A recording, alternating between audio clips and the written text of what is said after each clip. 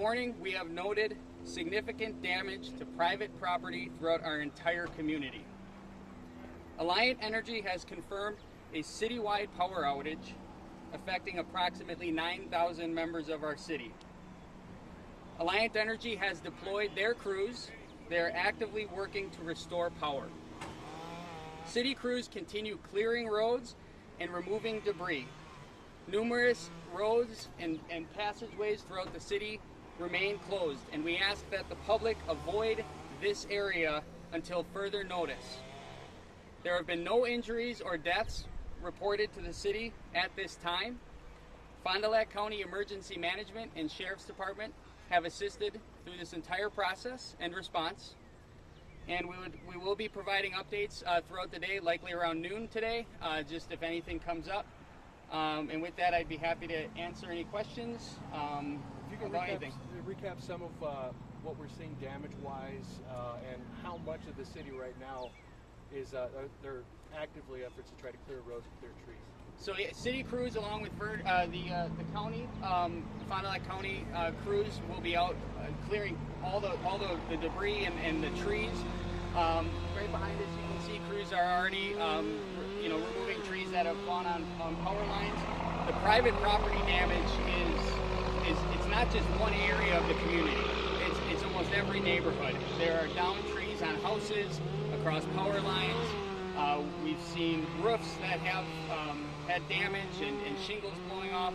So it's hard to totally quantify because we work through the night just to kind of to see the damage on the road and get those clear first.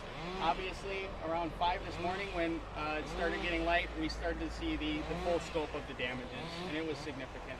You said more than 9,000 people roughly without power? In the city limits, yes. So what's the message to those folks? Be patient. With Alliant, we're working on it, and we will provide updates as soon as we have them to you all. Have you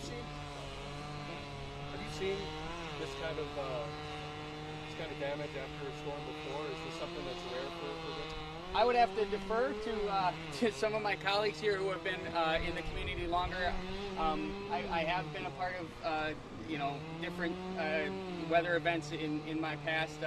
This is very significant, and you can just see the amount of trees down and property damage. It was not just a simple thunderstorm or normal thunderstorm. This was a straight line, significant weather event that occurred here last night. Could you reiterate what you're asking people from outside the area to do as far as avoiding it and why that's important? It's important because we have crews cleaning up, and it's dangerous. There are active power lines down, so obviously that is an unsafe situation. And we certainly understand why people like to see this stuff, but we are asking, please, just look on social media to see pictures from people that are here, that live here. Please try to just stay away and while we kind of get this under control and make sure it's safe for everybody. What are your list of priorities of what you're doing first? Clearing roads, getting power restored?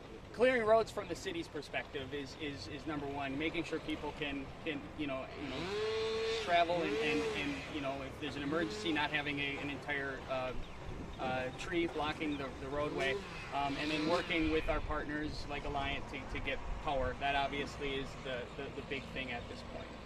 And to see people outside in driveways, even in their yards, I know a lot of people were told to stay inside. You want to reiterate that to people that it's not safe to be out there? It is certain, yes, it is not safe. Obviously, people, if they, on their private property they have damage and they want to start assessing that and getting it taken care of. But if there's an active power line or power line anyway, do not get close to it. Walking the streets, driving the streets is not safe at this point until, we get some more things cleared and some of these lines are cleaned up. So. Would it be safe to ask people to assume that any power line they see down is active, just to be safe? I would. Anytime you have a down power line, you want to assume it's live.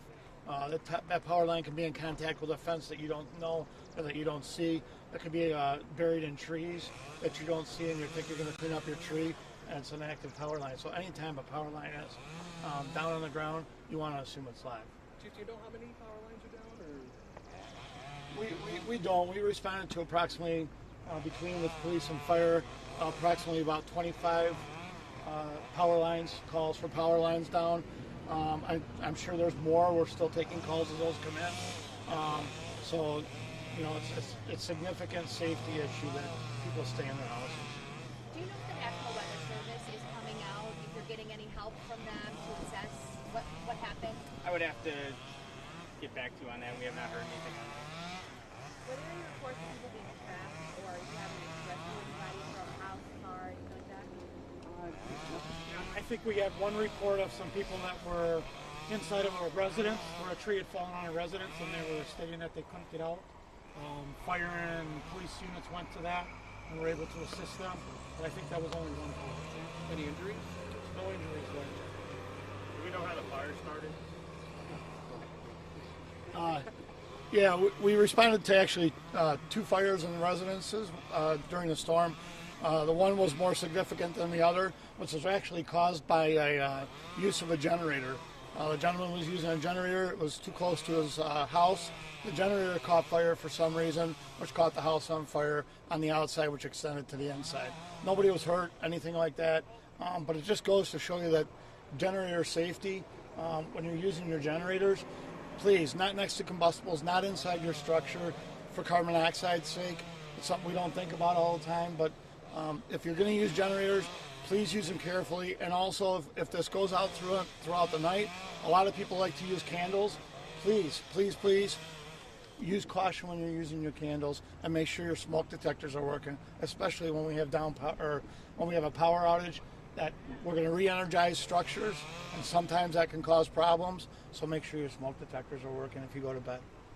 Is there? I know you guys are in the thick of it right now. Is there any idea of how long this could take to clean up? Is it a 1-day, 2-day, 3-day job? You think? I think, you know, today we hopefully can get most of the roads cleared, and then it'll be a process after that. So. But even looking around, seeing the damage, you never want to see that. But knowing that everyone's good, there are no deaths, what does that mean to you to see that? Well, it's that at the end of the day is very important, and it's through the hard work of these guys and our crews that responded, and you know, made sure that when we had a call for somebody needing oxygen, I mean, it was across the street, we literally ran oxygen over to them, you know, so everybody did a great job in responding and making sure they were safe, and I think some people probably were sleeping during when this was all happening, but yeah, that's very important, and we hope nothing else comes up.